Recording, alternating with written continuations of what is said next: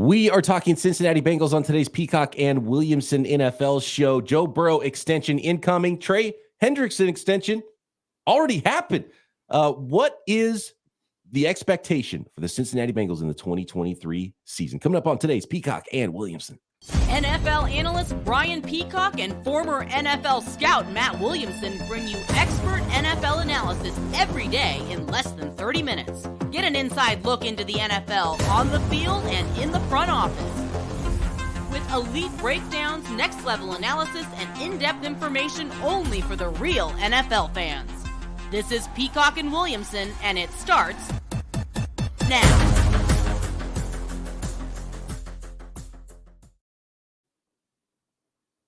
Welcome to the Peacock and Williamson NFL show. Brian Peacock here alongside Jake Liscow. Matt Williamson still on vacation, so I've got the co-host of Locked On Bengals, Jake, and James Rapine do a fantastic job every day here on the Locked On Podcast Network, breaking down the Cincinnati Bengals. Make sure you are subscribed up to Peacock and Williamson and Locked On Bengals on YouTube and everywhere you get your podcasts. You can find me on Twitter at BD Peacock and all the socials, Jake at Jake Liscow. I'm excited for this one, Jake, and I love it when the timing lines up and we get a nice little bit of news as well. So some Bengals news this morning, and I was all ready to talk about Joe Burrow and Tee Higgins and what some potential future moves might be, but it looks like one of those dominoes fell, and it was on the defensive side of the ball with a new extension for Trey Hendrickson this morning. So break that down, and does that have an impact on some of those other moves in the future? Yeah, not necessarily something that I think most people expected, but does create cap flexibility for the Bengals in a way that most teams don't tend to do as their first line of cap maneuvering. Most teams would restructure contracts. Look at the Eagles, look at the Saints. The Bengals do not restructure contracts. Somewhat famously, they had never done it. If you want to give them credit for restructuring Joe Mixon, I would call it a pay cut, although they technically did restructure some things. They didn't convert any money to a signing bonus. With Trey Hendrickson, the extension will free up cap space this year. Very, very likely. We don't have the details on those numbers yet, but it just adds 1 year to keep Trey Hendrickson, the best pass rusher on the team, under contract through 2025. And how that fits in with everything else going on is they've now probably freed up between $6 to $8 million in cap space in 2023.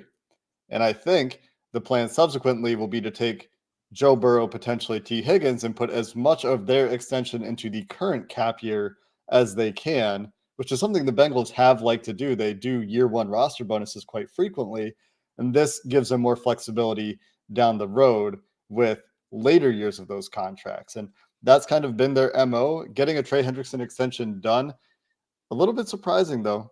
There was discussion among some beat writers that he might be a cut candidate after this year if he didn't have a great year. His 2024 season had no guaranteed money on it the way the Bengals do their deals. It would have been a big cap savings and a minimal dead hit. Instead, the Bengals say, you know what, we really don't have anybody quite like Trey Hendrickson. And he joins the core of a relatively small group of Bengals, but important Bengals that are under contract now for 2025 as the Bengals try to push their window out into the future a little bit. We've seen now this offseason some huge contracts for quarterbacks, and the big one obviously is Joe Burrow. And I know there's been negotiations going on behind the scenes, and we saw what Lamar Jackson got early this offseason, and we saw what Justin Herbert got just this week. So where are we at with Joe Burrow? How long do you think this is going to take? What's the timing on this? And what do you expect Joe Burrow to get when this extension happens? Are we going to see one of those $500 million, 8-10 year extensions? Is this going to be a new territory as far as yearly money? What do you expect to see with the new Joe Burrow contract, and when's it going to happen? It's so hard to tell. The Bengals are playing this incredibly close to the vest. The agent is keep playing this incredibly close to the vest. You've heard various national reporters, the Adam Schefter level reporters, kind of saying the same thing.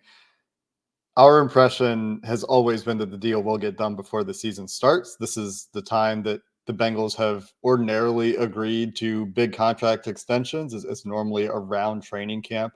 You look at their history. So anytime now, really, I do think that they wanted to, Joe Burrow's camp most likely wanted to wait for that Herbert extension to be done. So they had a floor for various numbers, including guarantees, 2-year cash flow, total contract, APY, those sorts of things.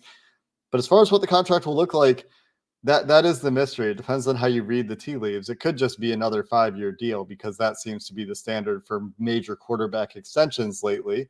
And there are many examples of this. Justin Herbert, Kyler Murray being, and Lamar Jackson, I think, being some of the more prominent ones. But the Bengals would obviously like to, and I think most teams point to that Patrick Mahomes deal and say, hey, do that. Give us that deal, which has aged really well for the Chiefs, even though at the time it represented a massive jump over the rest of the quarterback market. Now, what would that look like for Joe Burrow is like a $60 million 10-year deal. And do they get there? Hard to say. I think that based on recent reporting, it will certainly be significantly or noticeably larger than Justin Herbert's deal. But in terms of years, I mean, Burrow and the player is certainly incentivized to go shorter. At the same time, Burrow has often talked about and alluded to or hinted at conversations or awareness of Tee Higgins and Jamar Chase, who have extensions upcoming as well, and wanting to keep that group together. So it will be very, very interesting to see what it ends up being. But it's a when, not if. I don't know if anyone out there still thinks it's an if. Teams are going to pay their quarterbacks, and Joe Burrow will not be an exception. It's also fascinating too with both of these things happening in the running back market and the quarterback market to the Bengals in the same offseason with this impending huge extension coming for Joe Burrow, talking about, the billions instead of the millions. Does he get a $500 million? Does he get $750 million? Some long-term deal, like this lifetime contract kind of a thing. And then you got a running back that's a running back that has been among one of the best running backs in the league. And you're like, oh yeah, but you don't even make that much. We're going to lop your contract in half, Joe Mixon, or else you're not going to stick around. So it's wild to see the difference in where those two markets are going with running backs and quarterbacks, and both of those happening at the same time on the Bengals. Yeah, it's bizarre, the running back market. And it's going to be interesting to see where some of those guys that are free agents end up landing in terms of contract values. Joe Mixon took the ultimatum, right? You hear about, not explicitly, but you generally can surmise that this sort of ultimatum happens quite a bit in the NFL, where teams approach players and say, look, we need to create some cap space. Would you like to take less money to stay here, or would you like to go test the free agent market? And 99% of the time, I would say the player goes and tests the free agent market, right? And it speaks to the culture that exists in Cincinnati that you hear Joe Burrow and the players in Cincinnati talk about all the time in terms of how tight-knit that locker room is and how much those players legitimately care for each other. In addition to, I think, the fact that it's still a relatively good deal for Joe Mixon. I think that he's still probably earning slightly more than he would have made on the open market. He doesn't have to move. He doesn't have to change teams. He doesn't have to learn a new system, because sometimes you simply see guys in that position go to a new team and the system doesn't work for them, or the terminology changes is difficult for them, and then their careers kind of sputter out. Mixon gets to stay in a system where he's been productive, that has great weapons, has an improving offensive line, at least we hope, knock on wood, and should be able to continue to build on his career with some of that stability, at least for this year. And of course, stability, a winning franchise, it's a great place to be for any player and any fan base. So I want to talk about some of those expectations for the Cincinnati Bengals coming up this year in the division and in the conference. And can this team get over the hump? What they did to get over the hump in 2023. Next.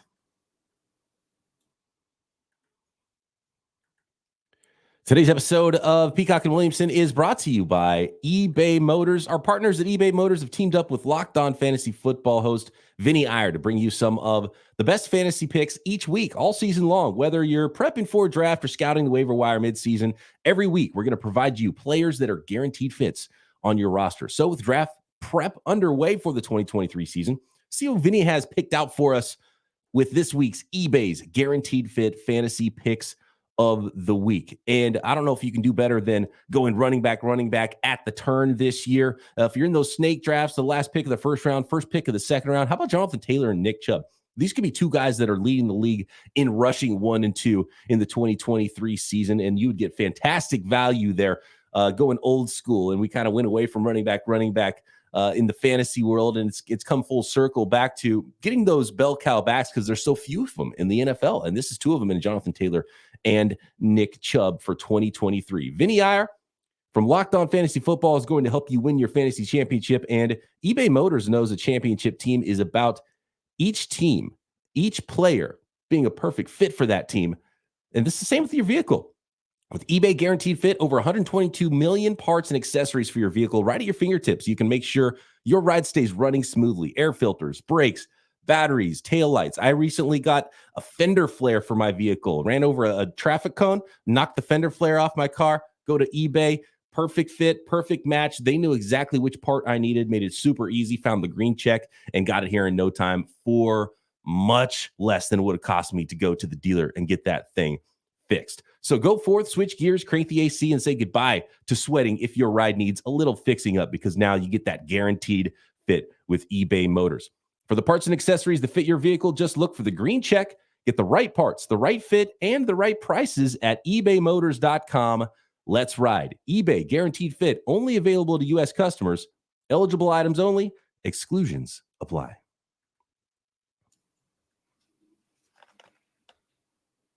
All right, we're chatting with Jake Liscow, co-host of Locked On Bengals. Don't want to leave James Rapine out. He does some great work there as well. I'm sure you guys are having a fun time with the start of training camps around the NFL getting going. You told me off the air earlier that as Trey Hendrickson signs this extension, there's actually claw marks on his neck from a little scrap he got into on the first day of training camp. Tell us about that one. Yeah, Orlando Brown, new Bengals left tackle, has been going against Trey Hendrickson for the last couple of years as a member of the Kansas City Chiefs. And on the third rep of 11 on 11s, I believe, is as Joe Burrow said it, got into it a little bit with Trey. Orlando Brown later apologized. He actually was very contrite about it, said that's not the person that he wants to be, let his emotions get the best of him, blacked out a little bit, which is ironic because Trey Hendrickson's nickname is Blackout Trey, because of how his personality totally changes on the football field, and he's earned that nickname. And they just did they're doing the NFL Top 100 right now, and you hear some of the other players talking about Trey Hendrickson's manner on the football field, and it sounds like he's a bit of a handful out there, to put it lightly. Yeah, home run pickup for that defense too, and really took them to a new level there on that side of the football, and now re-upped in Cincinnati. So what do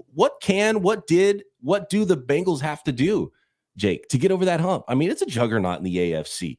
I've talked about some of the quarterbacks getting mega contracts. Aaron Rodgers joins the fray, actually took a pay cut. Ironically, Aaron Rodgers, the one guy making less money, but he's got a lot already stored up in the bank, and he's trying to go win. And he's trying to go win now in the AFC. And obviously, you got to get by Josh Allen, and especially you got to get by the Kansas City Chiefs and Patrick Mahomes. So how do Joe Burrow, contract aside, and the Cincinnati Bengals do that? What have they done this offseason to try to get there and finally get there and get that ring?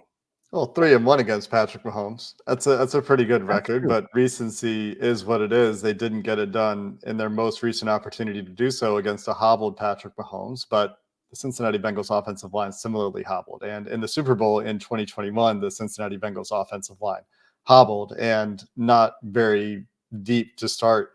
So the biggest thing that they've done to address that is hypothetically significantly improve their offensive line depth with adding Orlando Brown, moving Jonah Williams to right tackle, and La'el Collins, who I was pretty excited about as a signing last year, given his track record in Dallas, played hurt all year, wasn't as good as he was in Dallas, but is still on the team. Probably won't be ready, probably starts the year on the physically unable to perform list, and hypothetically is then a reinforcement that is much better tackle depth than they've had recently. They also are expecting Jackson Carman to take another step as a backup, and there might be some small competition in training camp where Jackson Carman will have the opportunity to show that, he's taken a massive leap and is ready to start in the NFL. I would be surprised to see that. But the biggest thing is addressing that depth on the offensive line, because it's very easy to make an argument that they could have beaten the Kansas City Chiefs had they had better offensive line play, with the game ending on a Chris Jones sack where he's arguing with Carlos Dunlap to say, no, I'm going to line up at end on this play. Carlos, you're going to kick inside. I want the matchup with the Bengals, Hakeem Adeniji playing right tackle. And Hakeem Adeniji has been pressed into duty in the playoffs the last couple of years as a backup. So health is a big factor. Quality depth is a huge factor. Same thing against the Rams. You have Aaron Donald going against guys that have been shuffling and moving around in a key spot to make a key play at a key time.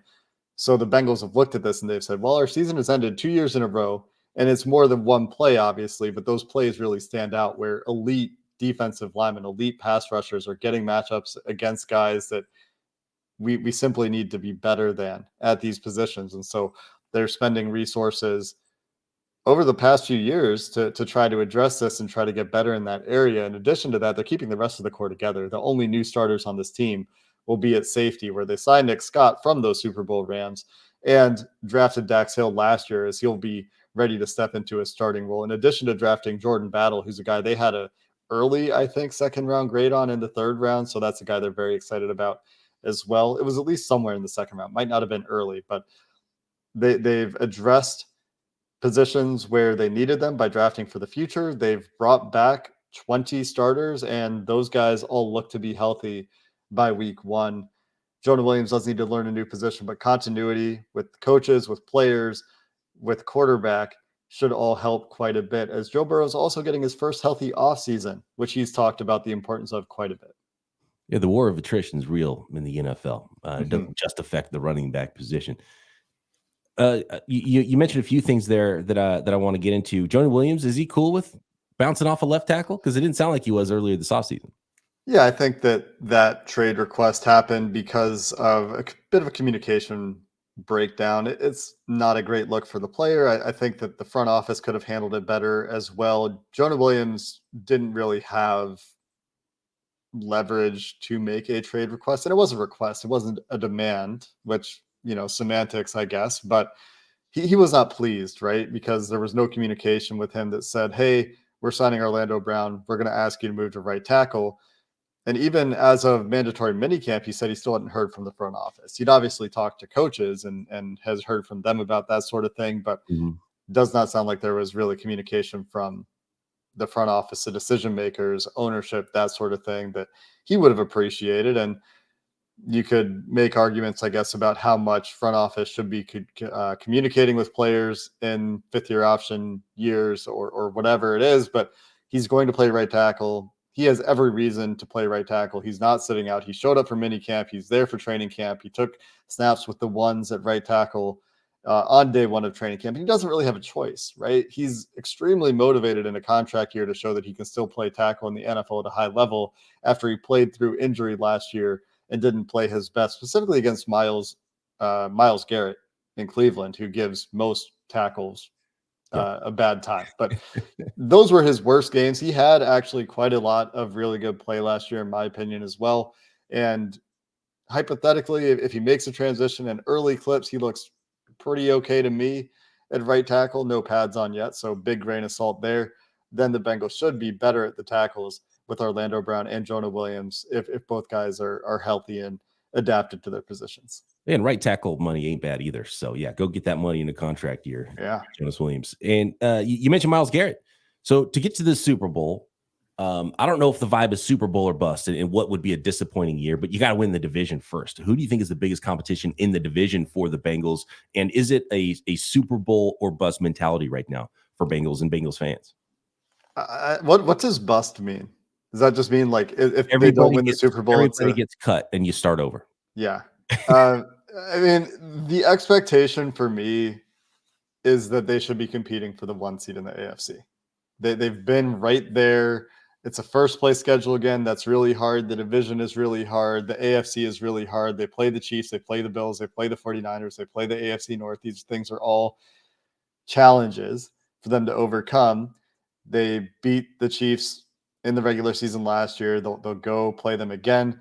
This year, they had a really great start against the Bills in the regular season before that game was put off, and DeMar Hamlin's back, and that's great. Everybody's happy there. But then they took it to the Bills in the playoffs in a big way in Buffalo, and it was a pretty emphatic victory. So they've shown that they can hang with these teams, and it's pretty much the same team. Like I said, there's some new faces at safety, but the coaching staff is intact, and the core of the team outside of safety has returned. In fact, like I mentioned, 20 of 22 starters are back. So in a large way, it's run it back, but don't have Joe Burrow get appendicitis and lose a game to the Steelers in week 1 because your long snapper gets hurt. And you have to have a backup tight end long snapping, and you miss a couple field goals because your field goal unit is out of sync. And you're hopefully hitting the ground running a little bit, not changing your entire offense halfway through the season because you realize, oh, our under center game isn't working at all. Let's become a shotgun offense, which is a change that happened around week 5. And then the Bengals go on that huge winning streak until eventually attrition and a very good team in Kansas City gets them in the AFC Championship game. So to me, given their last 2 seasons, the players that have returned, the coaches that have returned, I don't see why number 1 seed in the AFC shouldn't be a realistic goal for the team. Yes, very challenging, very good division, very good conference, but that's, I think, where they are in their cycle right now as far as the championship window or what have you. Yeah, run it back. And how huge is that 1 seed, not only to have a bye, get that rest for the attrition that happens in January, and home field. I mean, that is so massive in the AFC right now. So, yeah, Been seed. running through Kansas City for years. They haven't had to go on the road in Patrick Mahomes' life. So that would be hey, they're doing a pretty good job going through Kansas City, going to Buffalo, but it'd be a lot nicer to stay at home in some of those matchups. Jake, do you have 1 more minute? I got 1 more question for you on the way out. Okay. I do want to thank everybody once again for making Peacock and Williamson your first listen here on the Locked On Podcast Network, your team every day. Make sure you are subscribed up on YouTube and everywhere you get your podcasts.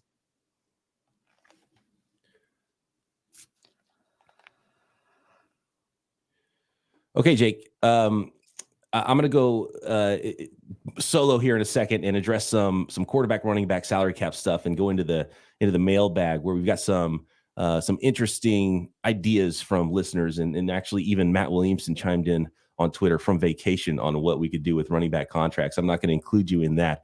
I'm going to let you go after this one. We talked about the extension for Trey Hendrickson, and of course, Joe Burrow is going to get something. Does that mean Tee Higgins is as good as gone? I think the way things are lining up, it's actually suggesting that the Bengals intend to get Tee Higgins done in addition to Joe Burrow this offseason. I think that that's what changing Joe Mixon's contract, changing and extending Trey Hendrickson's contract suggests. And that's where having that additional cap space this year lets them bring additional cap dollars of those extensions into the first year of those deals to try to lighten the load a little bit at the back end with potentially year 1 roster bonuses, that sort of thing, so that they can fit all of this in. And when you look at the way the contracts well fit together, I think that there's minimal overlap, actually. If you do like a 4-year extension for Tee Higgins this year, where the big money actually kicks in for Jamar Chase down the road, where the big money kicks in for Joe Burrow down the road, when you look at their future contract obligations, I think they can fit all of that in. It just means that something else might have to give. So where they've got free agents like Chidobe Awuzie and DJ Reader, who are both great players for this team in contract years, those guys they might have to find a way to replace. And that's why I mentioned they've been drafting for the future with corner, with a few positions, safety, Dax Hill stepping into that role, Jordan Battle for the future, to try to get some more players on rookie contracts, because that's what you see the Chiefs and other teams. That's what you have to do when you have those big quarterback cap hits starting to hit, is you need to have rookie contracts elsewhere so that you can afford those big money players and still be good elsewhere. So that's where just hitting in the draft is going to be crucially important for this team over the next 5 years. Yeah, and people forget the Tyreek Hill thing. They did have to trade away Tyreek Hill, but he already was on a big contract to start with.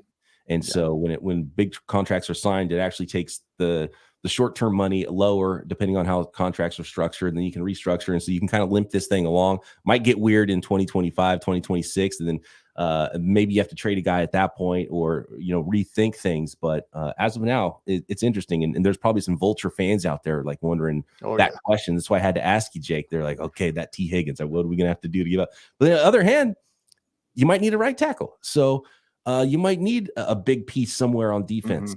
So a shiny first-round pick could be nice if you did trade Tee Higgins and not have to worry about that money crunch at wide receiver. Yeah, I'm like 50-50 on it. Even today, maybe it's 55-45 now, but that one's really uncertain. I know they would like to get it done. I know T would like to get it done. I know that David Mulligetta, Tee Higgins' agent, has not gotten it done with Jesse Bates and the Bengals in the past, and they haven't seen eye to eye on guaranteed money. So that will be very interesting. And from a team building perspective, it will be interesting as well. I know the Bengals historically value quarterback and wide receiver very highly. And like you said, that they do have some spots where right tackle, interior defensive line, they will need to address one way or the other in the near future as well.